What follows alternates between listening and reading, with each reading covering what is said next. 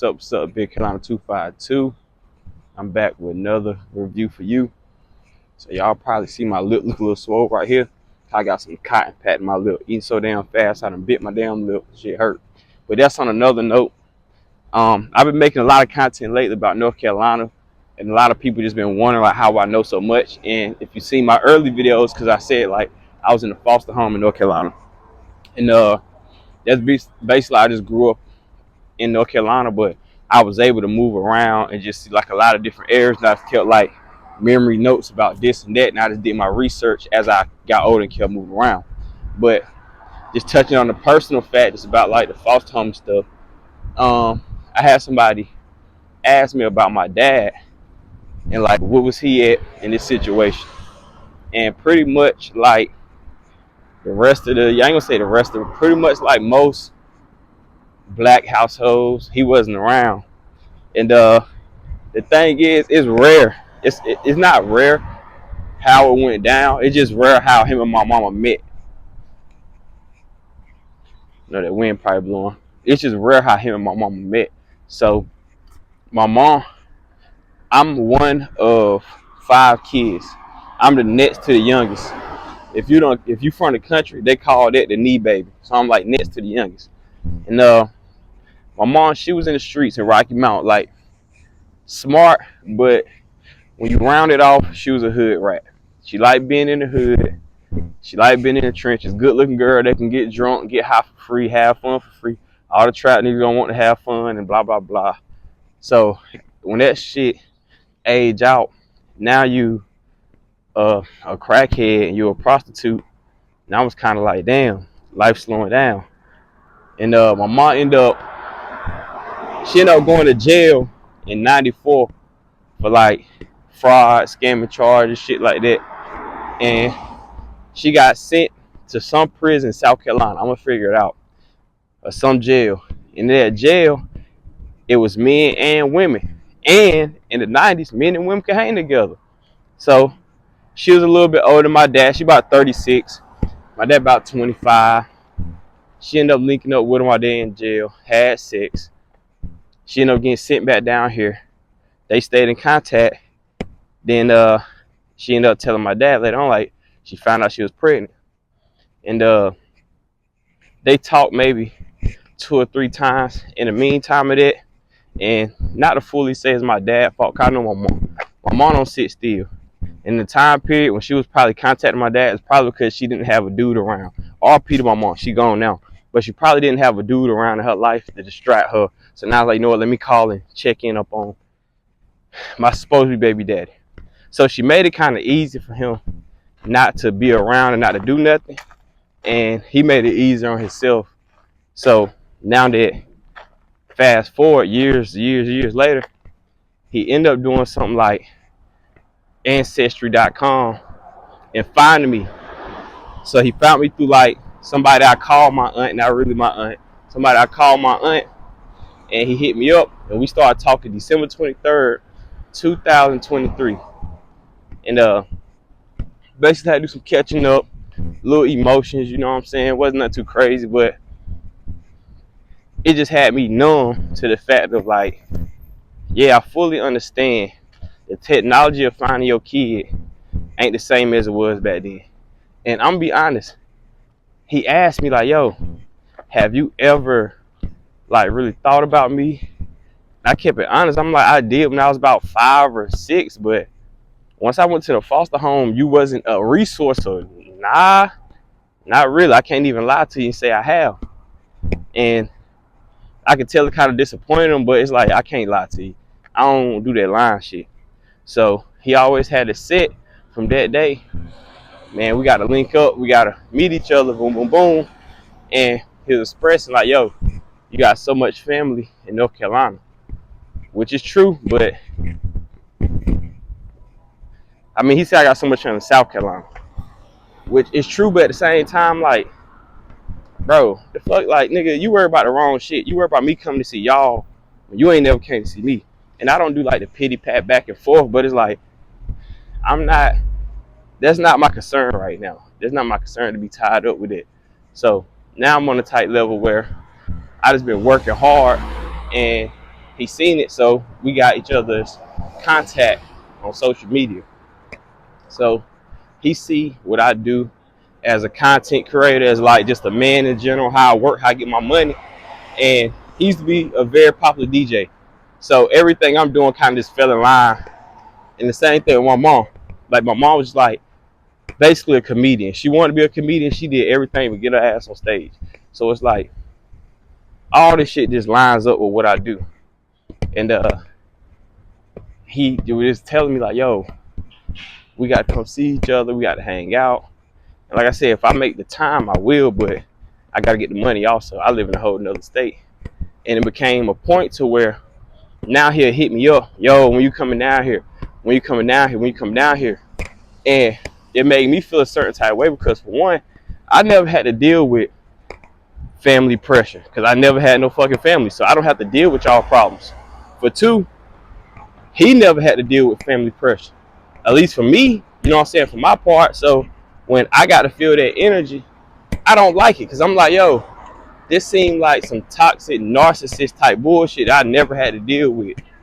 Well, like I have when I done lived in different foster homes with different female foster parents, and most female foster parents is like single or run their household. They're emotional women, and they kind of look after the foster children to feed their ego. And I learned that they kind of look out so they can feel better as a person. A lot of them was lame in school, won't nobody important, didn't look good. So it's like, you know what? I can make myself feel better if I do something for the less fortunate. I hate to say it like that, but I went through this. This ain't no speaking on just to say something. No, I done lived through these situations multiple times. So I know what I'm talking about, at least in my case.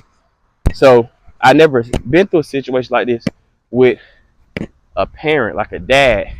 So it caught me off guard. It's like, bro, how the fuck are you dumping the responsibility of family on me when you ain't never did shit for me? Like, you ain't never did a goddamn thing to be trying to tell me. Sum it all up. He hit me up this morning. I'm waking up. I done had a long, stressful night. I just did one of the biggest gigs in my career while I got invited back to my hometown area to do a show.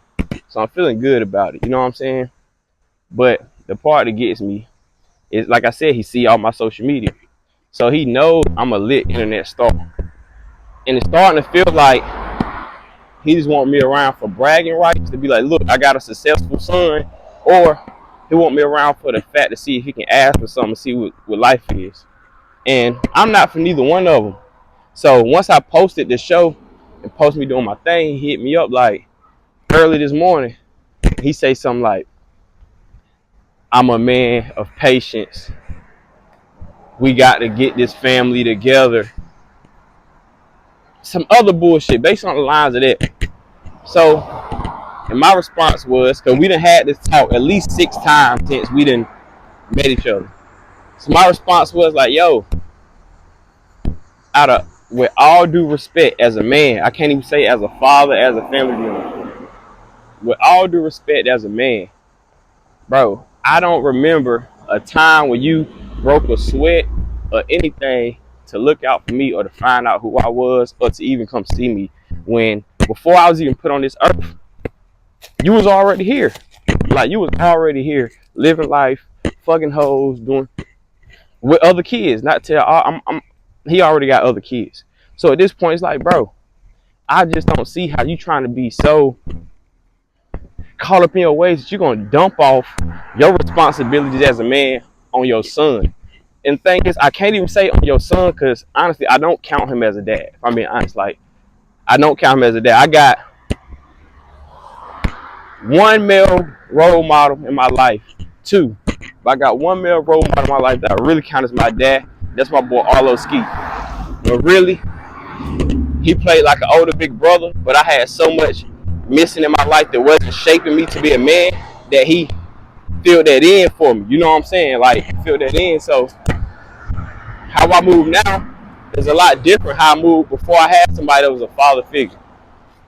So when I'm seeing this guy, and my dad is telling me online, like, yo, will you come to see me? I'm a man of patience. Like, basically what he's saying is, I've been waiting long enough. When we gonna see each other, we gotta get the family together.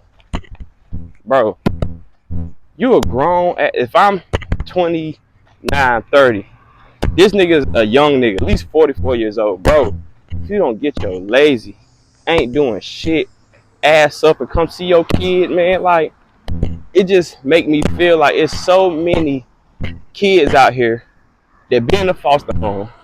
They go through their whole life thinking they figured it out.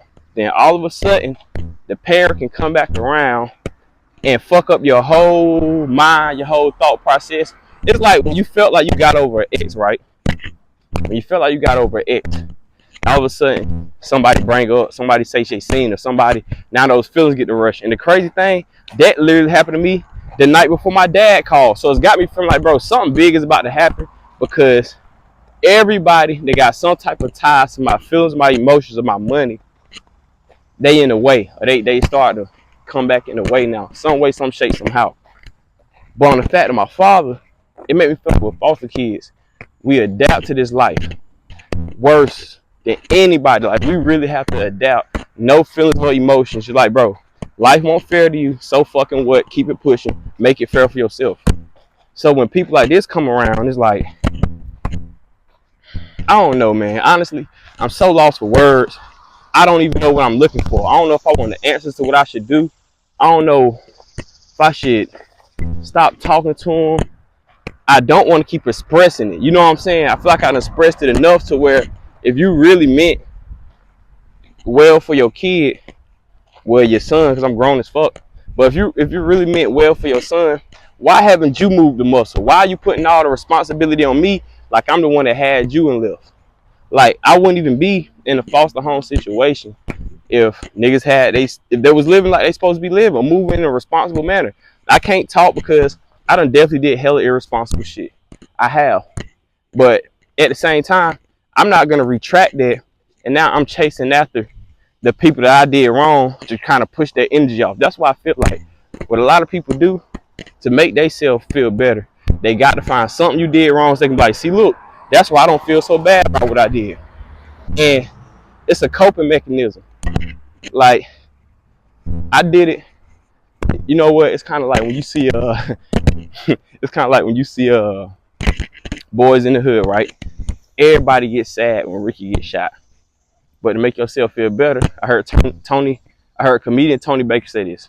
To make yourself feel better, you like, man, Ricky's stupid. He shouldn't have did that. He shouldn't have, like, you kind of push the blame off to mask your feelings so you won't feel like, damn, that was wrong. It's like, well, so when I got somebody that had me do this, to a certain extent, where if my mama was alive, she ain't never even seen this side of my dad. They met in prison. They ain't focused on your flaws. Nigga, your flaws got you here. So she never even got to meet him to know what type of dude he is or what he was. She ain't know about his kids, his lifestyle. He didn't know about hers. So if my mom was alive, I couldn't even tell her to wrap my mind around what's going on right now. You know what I'm saying? It's just the fact of, I wish that sometimes as a foster child, things just stayed like it was. Because for me to go through all of this, it felt good not to have parents. It made me better not having parents, because I didn't have the best example of parents. And I see a lot of the kids, they go to foster homes, they don't want to do it. It don't matter if their mom burnt them, beat them, whooped them, starved them. They love their mama. I get it. But my mom raised me with logic. To where as a kid, if she did something wrong, we spoke up about it. My mom had cried sometimes over stuff we told her she was wrong with as her children, vice versa. And we was an equal family like that. So I was never raised to have to look up to somebody just because, or look down on somebody just because. The foster home tried to build that into me, where it's like, hey, you living with somebody, so pretty much put up their bullshit. Like, I'd have been mentally abused, low-key persuaded, like groomed. I feel like I was literally groomed into sexual abuse. Like I was groomed and just put in positions for sexual abuse, like physical abuse. So when it's all these ways of life, it makes you adapt to where it's like, you know what? I'm kind of glad I went through this stuff, because I know people, they got parents that's fucked up, and these kids attached to them and don't even know no better. Meanwhile, I'm looking at it like, well, this situation could have been worse if I was living with my mom, but it's just, it's kind of bad. You know what I'm saying? It could be worse. I could be in a crack house right now getting raped. But the fact that that's what the move is, it let me know, I bet that's how we got to That's how we got to stand around it. So when I got to talk to my quote unquote parent, and this man is basically trying to put a blame on me for something he didn't do right as a grown man, I just want to ask y'all, like, for my people out here that been in the foster home, help me with this. For my people out here that grew up with just parents, I also need y'all help. What should I even do in a situation like this? Like, honestly, I come to y'all to give y'all content, to give y'all, entertainment, knowledge, but I really need y'all help with this one. In a case like this, where you grew up in a foster home, parents never around, now your parent around and they want to build a relationship, but they force you to do all the work. What do you feel like I should be doing in this situation? Y'all, please comment. Please comment, let me know. Like, subscribe. We got more videos on the way, but help me out with this. Let's go.